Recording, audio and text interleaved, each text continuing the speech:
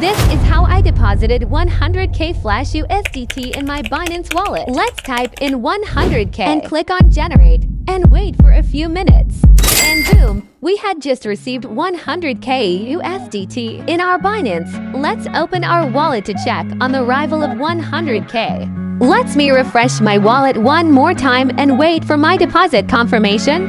And boom, we had just received Flash USDT in our Binance Spot wallet. We gonna click on history to see our transaction TXID or hash ID, and here is the confirmation blockchain ID. Now let's demonstrate how to generate Flash USDT from scratch.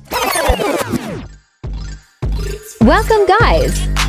We gonna learn how to generate unlimited Flash from the scratch into Binance wallet. Please pay attention. Contact us from the video description or contact us directly on Telegram at Modules. First of all, you must have the program. You can get it from our YouTube channel description.